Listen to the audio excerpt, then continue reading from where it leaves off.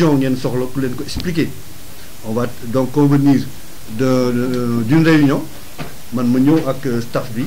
donc expliquer leen exactement vraiment quelle est ma vision ngeen enrichir ñu tënk benn donc gentleman agreement boo xam ne dinañ ci ànd mën na jëm ci élection yi. maa ngi leen di gërëm di leen sant di jox la parole à mes collaborateurs ñu échanger après ñu yëkkati waxtaan bi incha allah jërëjëf. Merci beaucoup. Donc vraiment un accord cadre par rapport donc aux deux visions donc mixées. On va peut-être après déterminer un accord cadre par rapport à ça et puis ñu commencer liggéey ci loolu incha allah maa ngi leen di déglu donc avec le staff soit Medoune soit Diallo ngeen woo leen pour bu ngeen waxtaanee pare ngeen fixer rendez-vous ñu mën a ñëw ak yéen pour def la réunion. Bourse du travail d'accord à côté de la mosquée là. D'accord y a pas de problème donc Medoune wala Diallo rek ngeen coordonné bu ngeen waxtaanee pare bu ngeen jàppee date bi. ñu ñëw et puis donc vous nous faites le courrier par rapport à la caisse sociale là. Et puis on va en discuter soit ngeen denc ko ba ñëw ou bien vous donnez ça à mes collaborateurs ñoom dinañ ma ko transmettre comme ça bu ñuy ñëw di def réunion dina fekk ñu étudier sollicitation. D'accord Badiane c'est vraiment gentil d'être venu donc Ndiaye merci si merci. jëfe ngeen ñëw ngeen fii bu njëkk bi bon ñu mu guddi xaaroon ngeen ba ma wax ak yéen jigéen ñi nga xam ne donc ñoo àndoon ak man ñoo njëkkoon wax ak yéen mais bi ngeen laata dem ñëw naa wax ak yéen bon ajjuma bi ci tegu tamit ñëw ngeen sama kër won ma fi ngeen yem ci liggéey bi ngeen ñëwee aussi donc fekk nañu jàpp mais taxul ngeen xaddi taxul ngeen yàkkamti bàyyi li ngeen xam ne moo leen taxoon a jóg mu mët bi ngeen laata dem aussi def naa waxtaan nañu bi ngeen di génn nii la ñu waxtaan la ñu jàppoon ci réunion bi mooy ngeen dajale ay carte d'identité yoo xam ne ak seen farlu nu mu toll aussi man dinaa xam ne am na ñu nekk seen ginnaaw ak ñu ngeen xam ne ànd ngeen ak ñoom ñu pare pour jàppale ma parce que loolu moo doon yitte bi donc man dama jóg pour nekk candidat pour dem présidentielle 2024 mais boo jógee pour jàppale ma tamit am na loo xam ne moom laa leen waxoon faw nit ñi ma bëgg a jàppale wane ko par joxe seen carte d'identité ñu bind leen lim leen pour mën a xam ne ñi engagé wu nañ pour jàppale et loolu la ñu waxoon bu fekkee ne indi ngeen limu carte d'identité bi ma xool ni mu toll ma ñëw waxtaan ak seen mbooloo pour que ñu gën a mën a yaatal liggéey bi ñi ci mën a jàpp gën a yaatu donc Sarr mi nga xam ne moo ma boole ak yéen moom tam mu nekk xale bu sawar di liggéey ak man defe naa ne loolu yëpp moom aussi dox na ko pour leeralal leen li nga xam ne moom laa bëggoon liggéey bi taxawee donc loolu lañ doon xaar moo tax mu ne leen ngeen ñëwaat tey pour war ma lim bi ngeen xaw a dajale nu mu toll ma xool ak ñi ma àndal di liggéey bu fekkee ne lim boobu yem na ci foo xam ne jot na ñu ñëw def réunion bi ñu ñëw seet si leen bu fekkee ne lim boobu aussi des na ñu bàyyi leen encore temps tuuti ngeen dox pour lim boobu gën a yokku ñu mën a am mbooloo moo xam ne dinañ ci mën a sukkandiku pour commencer liggéey bi ci seen wàll ci seen bopp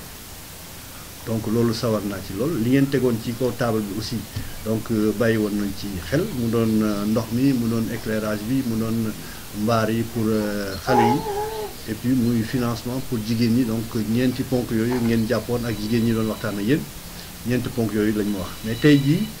li ma waxoon Sarr mooy bu ngeen indi lim carte d'identité yi ma xool fekkee ne donc mën nañoo jàpp bés bi ñu jàpp bés bi ma seet si leen ñu gën a xóotal waxtaan bi gën a yaatal donc ñu jàpp ci liggéey bi fekkee ne lim bi doy aussi ñu bàyyi leen ab diir encore ngeen seet waxtaan ak nit ñi yokk lim bi ma seet ban bés laa leen di mën a seet si ma ngi leen di gërëm di leen sant ci seen teewaay ak seen yéene jàppale parce que vraiment yéene bi fës na gis naa ko te kontaan naa ci lool maa ngi leen di gërëm di leen sant di leen masawu coono parce que boo doom di ñëw du ji candidat président métti na mais yéen a ngi koy def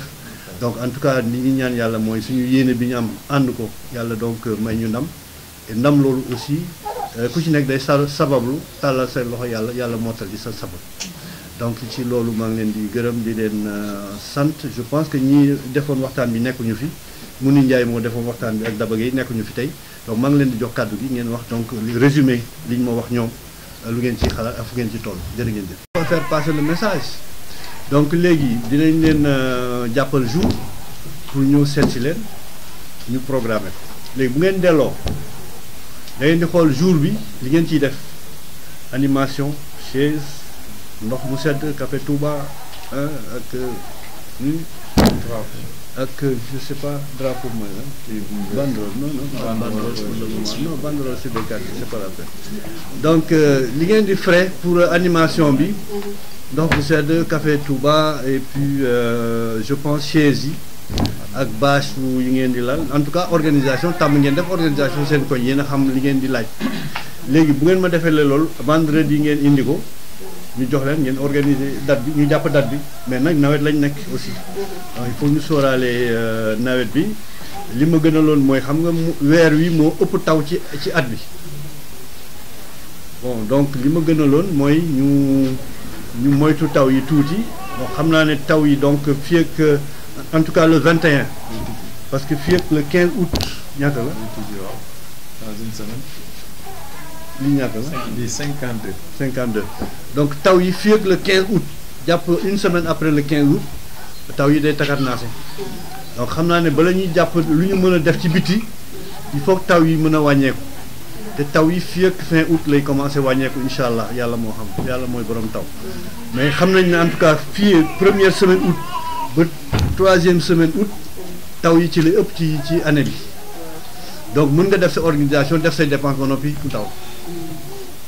Donc léegi nañ ko jàpp vers le 21 août bon ajuma bu ngeen ñëwee ñu wax leen mais je pense que bu ma leen joxee xaalis bi aussi il faut ñu jàpp le 20 bon tàllal suñu loxo yàlla mu may ñu def ko réunion bu gaaw peut-être bon donc le 20 donc vendredi ngeen ñëw préparer li ngeen soxla vendredi ngeen ñëw ma jox leen ku ñu jàpp le 20 à 18h incha allah 20 août 18h.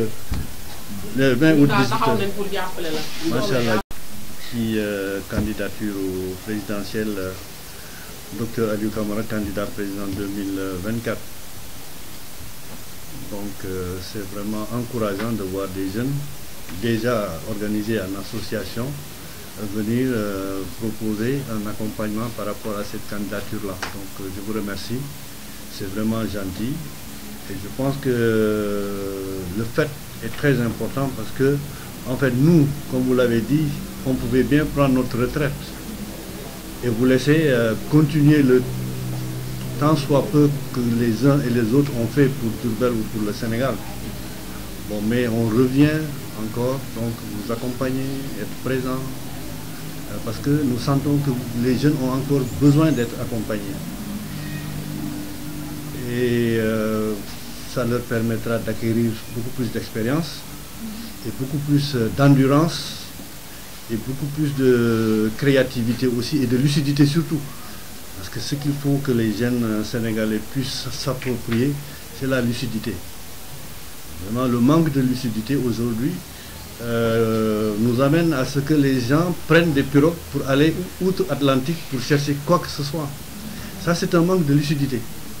Donc l'accompagnement des anciens que nous sommes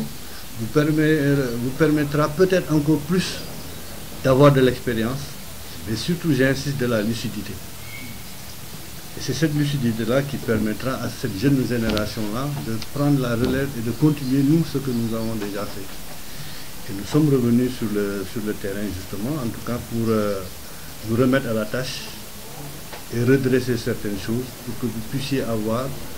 donc une situation beaucoup plus facile quand vous aurez à prendre la relève. Et aujourd'hui, je pense que nous sommes des Diourbellois. Au constat de la situation de Diourbel, bon, nous, on ne peut pas rester inactifs. Il y a encore beaucoup de choses à faire pour Diourbel. Beaucoup de choses, c'est pourquoi tout à l'heure je vous taquinais de dire renaissance ou bien naissance. Parce qu'à notre avis, Diourbel n'est pas encore né. Il y a beaucoup de choses à faire pour Diourbel. Vraiment, dans tous les domaines. Et aujourd'hui, c'est la raison pour laquelle moi je m'engage en tant que candidat président. Parce que on n'a pas eu la chance de travailler sur le plan local. Et maintenant, on voudrait faire un pas de géant pour avoir des responsabilités au niveau national et rattraper le temps perdu au niveau local. Si toutefois on accède aux responsabilités au niveau national, mais ce sera la quantité qu'on devait investir au niveau local, ça sera cette quantité-là multipliée par 1000 ou 10 000, parce que le président de la République a des moyens que le maire n'a pas. C'est pourquoi c'est intéressant d'être conscient de la réalité ou bien de l'importance de cette candidature-là pour Diourbel. C'est une candidature pour le Sénégal. Mais c'est surtout une candidature pour Diourbel, parce que moi je suis né à Diourbel, je suis comme vous, j'ai fait mes études primaires à Diourbel. Et aujourd'hui je suis un acteur politique et un acteur économique de Diourbel. Je sais où en est Diourbel. On a beaucoup de choses à rattraper, mais tout ce qu'on pourra rattraper et tout ce qu'on pourra faire, ça sera toujours à votre profit. C'est pourquoi votre engagement est très important, parce que si vous ne vous engagez pas derrière une candidature de cette nature ou de cette taille-là, demain, si on n'atteint pas notre objectif, vous aurez failli à votre mission d'accompagner et d'être avec les anciens pour pouvoir donc récolter les fruits que cela donc donnera dans le proche futur ou bien dans le futur.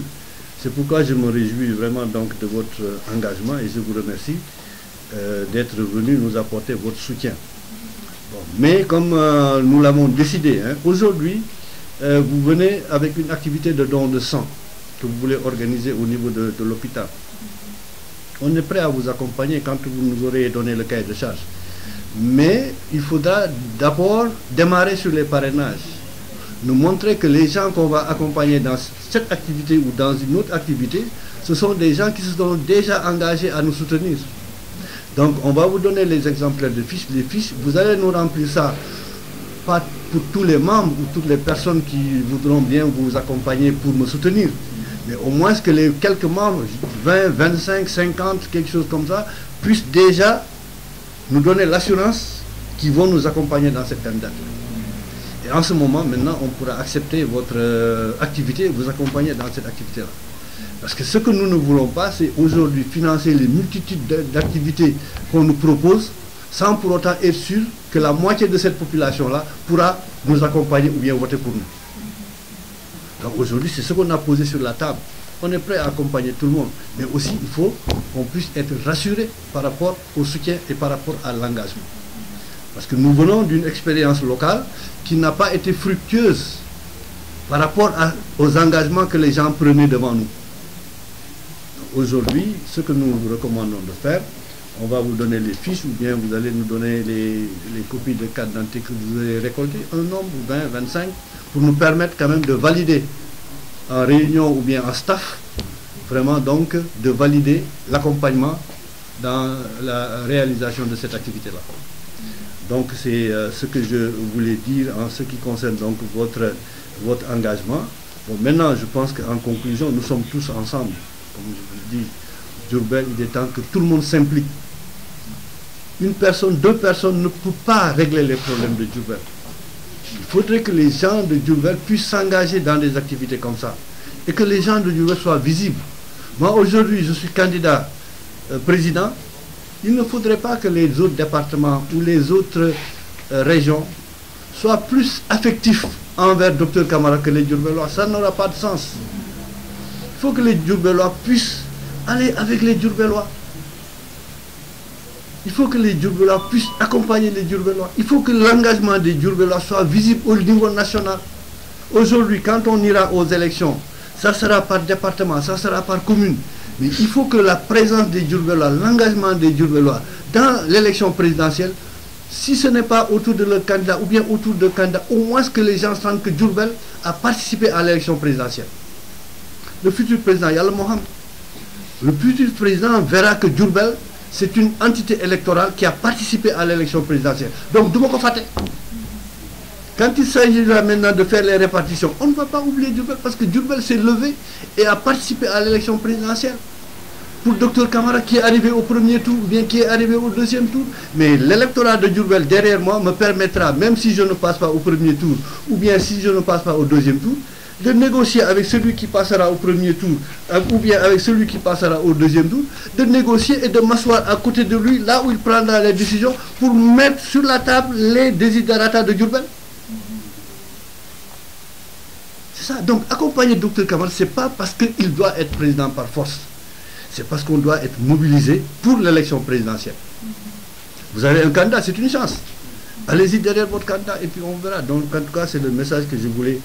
vous lancer. Avec vous, participer à un engagement politique pour relancer Diourbel, pour faire remonter Diourbel, pour que les Diourbellois soient encore présents donc, dans les sphères de décision au niveau du Sénégal. aujourd'hui faites l'inventaire des décideurs au niveau de ce pays-là, il n'y a pas de Diourbellois. Il n'y a pas de Diourbellois au niveau donc des décideurs. À haut niveau, il n'y a pas de Diourbellois. Donc il faudrait vraiment qu'on soit continu dans cette mobilisation et puis qu'on travaille à la base, qu'on puisse, vous êtes des relais, vous êtes organisé en association, Rokhaya aussi travaille en relais pour que vous puissiez démultiplier mon message. Et maintenant, quand vous aurez fait votre activité, bon, on trouvera un autre jour où je viendrai vous rendre visite avec tout votre mouvement, avec tous les gens réunis pour que je puisse encore renforcer le message et impliquer davantage les Diourbellois autour de cette candidature-là. Je vous remercie. di leen gërëm ci teewaay bi ak seet bi ak nemmeeku bi di sant yàlla mi ñu may ñu jàkkaarloo tey ci yërmandeem di julli ci yonentam lu tedd bi di leen masawu coono ci déplacement bi ndaxte comme ay ouvrier ak compte personnel ngeen moom comme compte keneen xaju ci moom ngeen ci xajal rek moom si dëgg-dëgg bàyyi ngeen tuuti seen temps may ko donc maa ngi leen di gërëm ci loolu di leen sant di rafetlu teewaay bi di ci kontaan aussi ci dëgg-dëgg ak ci jàkkaarloo bi di leen dalal jàmm Badiane jërëjëf merci bisimilah. asalaamaaleykum wa rahmatulah. maaleykum salaam. ñu ngi leen di ziare di vraiment commencé suñu wax fi ko docteur commencé. bi wax naa ko donc seen teewaay mbégte la ci ñun ndaxte borom liggéey ngeen seen temps bëriwul. mais su ngeen ñu mayee ci seen temps lu mu tuuti tuuti rek gis nañ ko te lu ñu neex la ñu ngi leen di dalal jàmm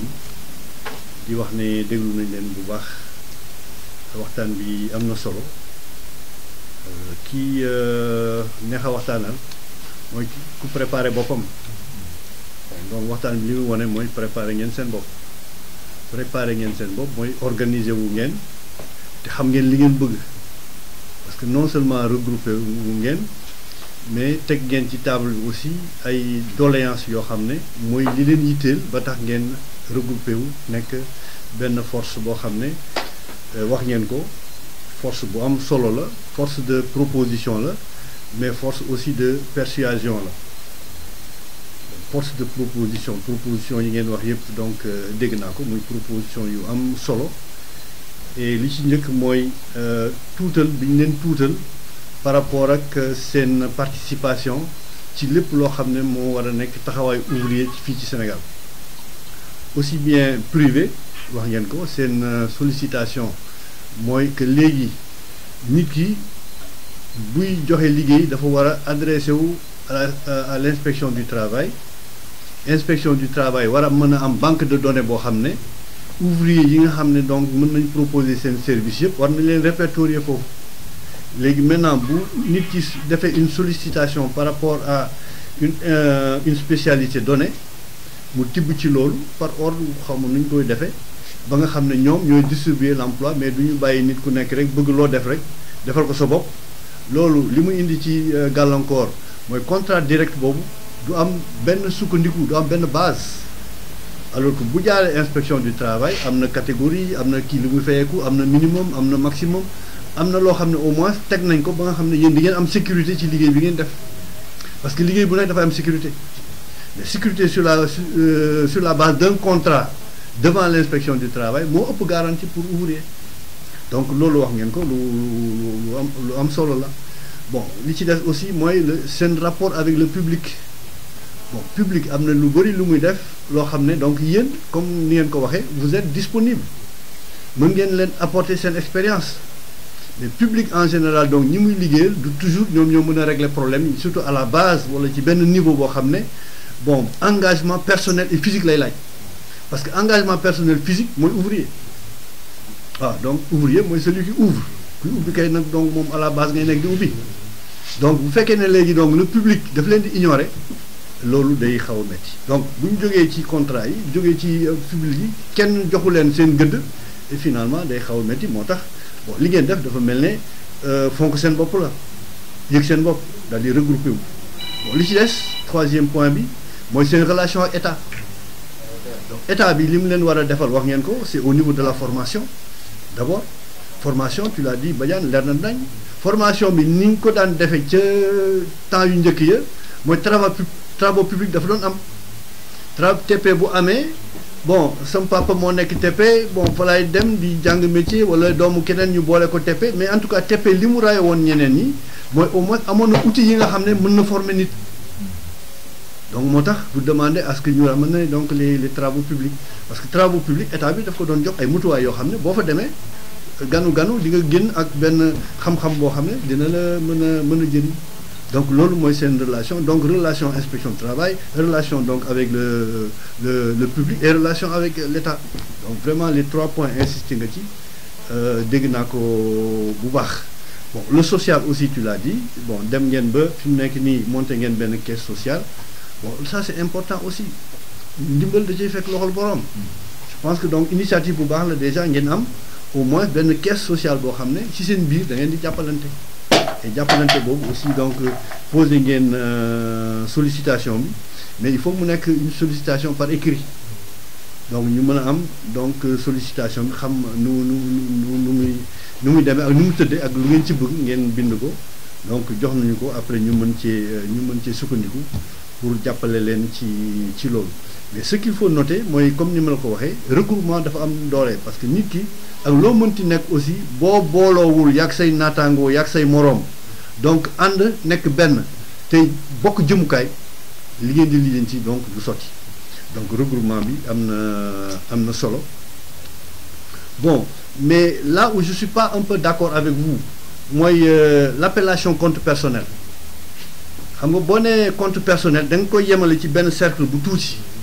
donc il faut ngeen réfléchir un peu sur appellation wu regroupement bi bon ñu déglu moom bu waxee rek ñu déglu ko moom Sëñ Touba neen lu wax du dëgg dañ déglu ni Sëñ Touba wax waaw déet man kat ñama waaw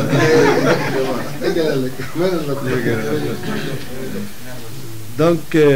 léegi regroupement bi en tout cas man li ma xaw a bloqué tuuti mooy li ngeen def donc compte personnel il faut un peu revoir ça parce que tooñ naa leen sànq mais bon comme que compte personnel la donc boole leen ci personnel donc man duma ci bokk bon il faut un peu retravailler la formulation parce que comme que donc regroupement ngeen buy wax ak ay mbooloo wax ak ay nit bon boo nekk compte personnel dafa mel ne li ngeen di xëcc pour yéen kese la kese et comme vous avez dit ouvrier artisan yaa ngi ci biir donc ñeneen ak yeneen secteurs yaa ngi ci biir donc en tout cas man li ma leen di suggérer mooy ngeen jéem a génne compte personnel bi donc def privé donc regroupement donc des artisans privés tu vois compte personnel c'est un peu trop restrictif par rapport ak seen objectif quoi mais privé c'est plus large waaw donc vraiment loolu laa leen di jox comme conseil bon donc vous avez dit aussi que vision ngeen di wut bu ngeen àndal d'accord vision ngeen wut pour ku ngeen àndal là je suis tout à fait d'accord wax ngeen seen vision wax ngeen seen préoccupation wax ngeen li ngeen bëgg mais vision bu ànd ak seen préoccupation ngeen bëgg pour ànd ak moom soit mu jàppale leen soit ngeen ànd ba li muy wut mu am ko donc mu jàppale leen ci li ngeen bëgg donc loolu mooy ñaari vision ñoo war a ànd pour mën a donc ànd ci loo xam ne njëriñu ñëpp lay doon donc loolu la olof di Njaay di wax ñi bokk teen donc ñoo laxasoo ay goj donc bu fekkee ne vision yi ngeen dégager nii ci seen exposé ak sama vision méngoo na je pense que mën nañoo ànd bon loolu li koy indi nag mooy il faut que ñu convoquer réunion ak seen mouvement ma ñëw expliquer sama vision ci artisanat ci donc politique bi moom ma bëgg a mettre sur la table bu ma nekkee président donc xam nga loolu vous êtes en délégation mais pour que ñëpp mën a comprendre sama vision bi ma xaar pour ouvriers yi artisans yi ainsi de suite il faut ngeen convoquer benn réunion ngeen invité ma docteur Camara ñëw développer sa vision sur donc vraiment donc l'artisanat sur donc les ouvriers sur la politique industrielle semi-industrielle ainsi de suite donc Badiane je te remercie donc comme tu l'as dit yàgg nañ xamante bon ñi la xamul dégg nañ nga wax xam nañ ne nitu dëgg nga bon foo tardé rek dëgg la fa tardé mooy comme docteur Camara rek moom fu ma tardé dëgg moo fa tardé bon Badiane aussi on a le même caractère donc je connais sa personnalité yàgg naa ko pratiquer mais xam naa ne nitu dëgg la li muy wax li muy xalaat moom lay wax et ni mu koy waxee aussi les gens tu vois apprécier nañ ko li muy wax lu dëgg ci moom te lu mu gëm la donc nitu borom gëm-gëm la quoi donc moo tax nitu engagement la maa ngi lay remercier ci loolu bon di wax ne suñu diggante yàgg na comme tu l'as dit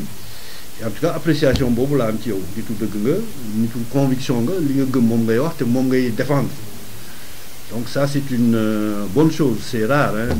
de voir un ouvrier donc intérêt rek lay xool mais ouvrier buy wax dëgg di wax donc li mu gëm bon c'est pas toujours facile surtout ci temps yu ñu toll nii nit ñi dañuy bëgg toujours nga leen di raay wala di wax li leen neex ak li leen gën a bon mais moom taxawul taxawaay boobu donc maa ngi koy dolli di nuyu di rafetlu ay kàddoom par rapport ak sama engagement à la présidentielle et comme ni mu ko waxee bon vraiment candidature Diourbel la et donc man doomu Diourbel su ma jëlee engagement pour nekk candidat ni mu ko waxee Diourbel lay profiter parce que li président mën maire mënu ko keneen mënu ko diw mënu ko Massamba mënu ko li may def yëpp en tant que donc acteur social mënu ma satisfaire Diourbel yëpp su ma nekkee président comme ni mu ko waxee Diourbel moo ci njëkk a profité doomu Diourbel laa du ma defar Massamba bàyyi Demba laa njëkk a defar te Demba mooy sama mbokk du ma defar Massamba bàyyi Demba mooy sama mbokk fii laa juddoo donc ni mu ko waxee Diourbel mooy profité ci sama candidat man mënoon naa toog sama kër noppalu du ma ci dugg mais bu ma seetee sama bopp ne wax naa ko ñëpp yàlla moo def ñu juddoo Diourbel bu yàlla defee ñu juddoo Diourbel mission bi mu ñu jox première mission pour ñu jaamu ko bu loolu weesoo mais defar suñu diwaan moo ci tegu du defar suñu bopp yàlla wàcce wuñu Diourbel pour ñu defar suñu bopp non yàlla def ñu wàcce Diourbel pour ñu defar Diourbel mission bi wàcce naa nit ak jinne lu dul pour ñu jaamu bu loolu weesoo defar sa diwaan sa dëkkuwaay moo ci tegu defar sa kër moo ci tegu parce que diwaan moo ëpp sa kër donc li ëpp loolu mooy mission bi nga xam ne moo tax ñu wàcce la fi donc defar Diourbel moo suñu warugar donc man au lieu ma toog di noppalu li ma mën dinaa ko def pour Diourbel jëm ci kanam li ma mën nag mooy nekk candidature bi ñaari fànn la benn bi mooy les parrainages dajale les candidature yi am lim bi nga xam ne moom la état bi teg pour nga mën ko jàll. Deuxième condition mooy la caution 35 millions de caution man génne naa ko teg ko ci table pour Diourbel am candidat donc waa Diourbel war nañoo góorgóorlu ba dajee ay carte d'identité mottali ma ci engagement boobu parce que 35 millions tey jii bu ñu ko doon laaj waa Diourbel pour ma nekk candidat dina jafe donc li gën a yomb laa leen bàyyee jël li gën a jafe mooy rassembler les 35 millions donc su ma tegee 35 millions ci table bi donc li ci des mooy donc am soutien yu mel ni yéen ñu comprendre ne Diourbel à partir de cette candidature là bu yàlla defee ñu jàll c'est un gain de temps et un temps gagné pour Diourbel pour le développement de Diourbel et loolu je pense que donc ma jàll ou ma ñàkk jàll mais rien que la candidature rek yóbbu na Diourbel fa yeneen diiwaan yi nekk yóbbu na doomu Diourbel fa yeneen doomu Diourbel yi taxaw ëllëg ak si biir ñu jàll premier tour wala deuxième tour wala ñu bokk ci rang bi et dinañu may ñu jege les sphères de décision parce que politique négociation rek la wax naa ko sànq xale yi il faut que Diourbel mobiliser wu ñu xam ne Diourbel c'est un capital politique de telle dimension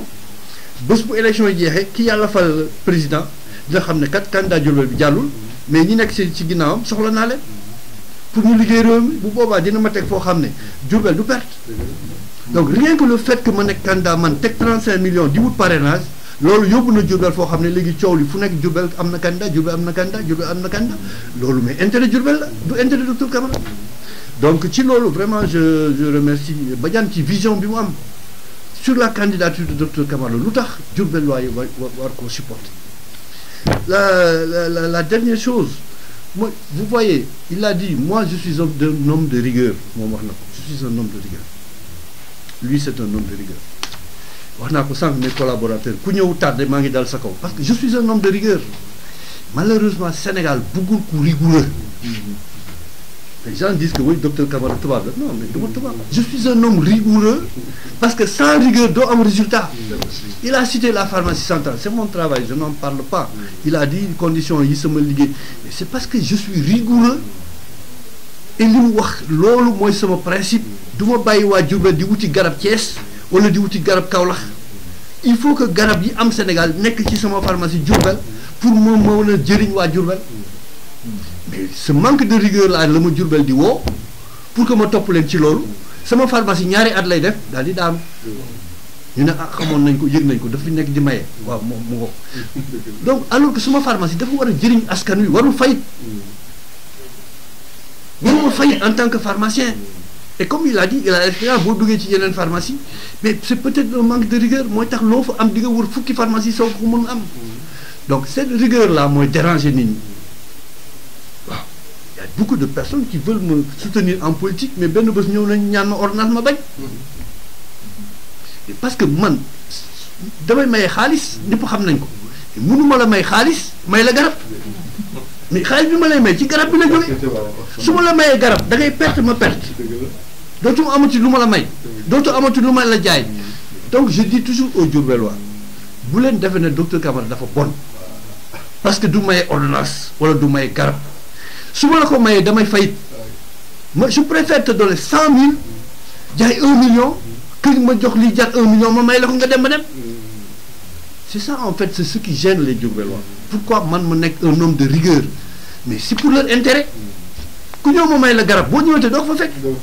su ma la mayee 10 000 boo ñëwee fekk fa garab bi parce que kaka moom ka ma ko dénk fay naa ko joxaat na ma benn garab man li may jaay moom ma ko dañ ma ko jox ma ciy jaay di ci wut intérêt ak bénéfice te loolu ma Diourbel kenn ñemewul wax ne docteur Camara li mu am boolewu ma ci amul kenn ku ma ñaan ma bañ la may mais du ma maye garab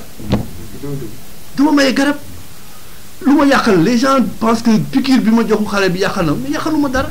sama pharmacie mi ngi dox ñi fay ñëw man li may liggéey maa ngi liggéey mais le problème c'est que Diourbellois yi dañoo bëgg ñoom li ñu bëgg ñu fekk leen si te li ñu bëgg mooy am pour revenir sur ce cas là xale bu jaan mat man may pharmacien il l'a dit man rek maa yore garab bi fii Kaolack wër nañ ko amuñu ko man maa ko am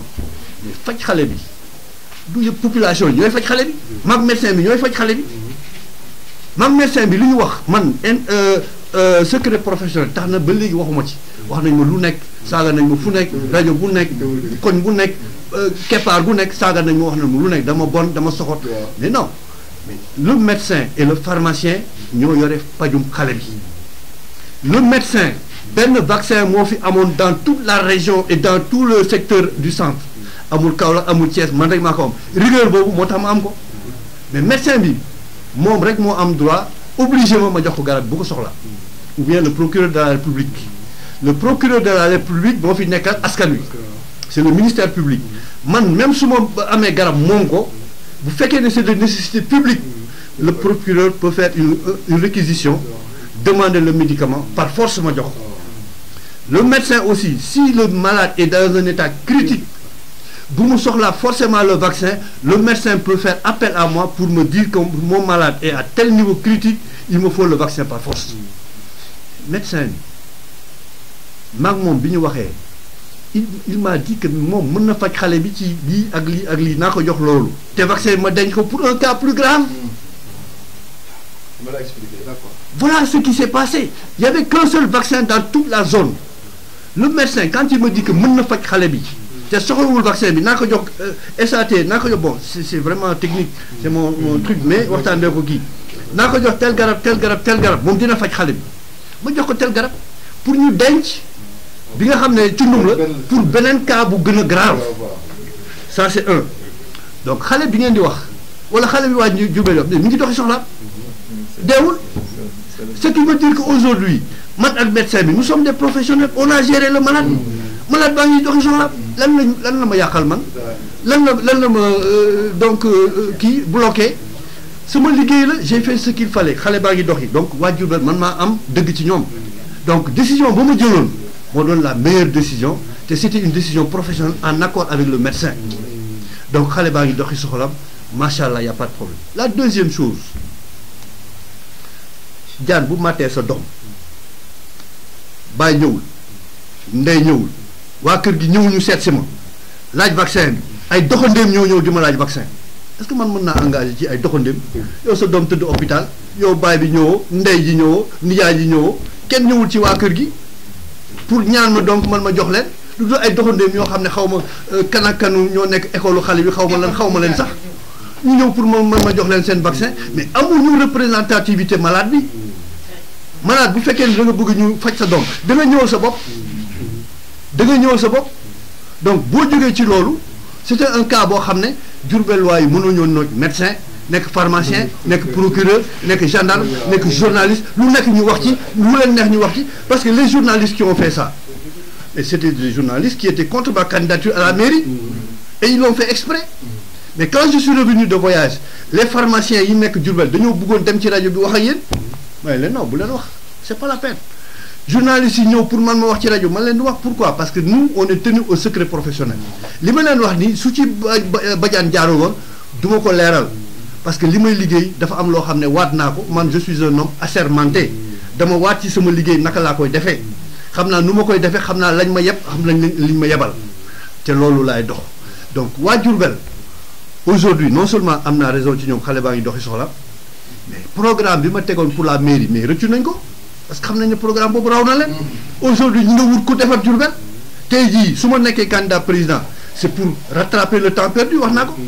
donc aujourd'hui le passé woon passé na xale baa ngi doxi soxlaam docteur Camara avait raison nañu jóg ci toogaay bi ñu toogaat wala xool bi ñuy xoolee docteur Camara que nit ku bon la tubaab la lii la dafa laa dépassé nañ loolu léegi li ñu dépassé mooy docteur Camara génne na 35 millions pour Diourbel nañ booloo nekk benn ci ginnaawam ñu ngi waa Diourbel jàppale ko pour mu jàll nekk président bu boobaa Diourbel dina dem ca kanam donc loolu mooy waxtaan bi en conclusion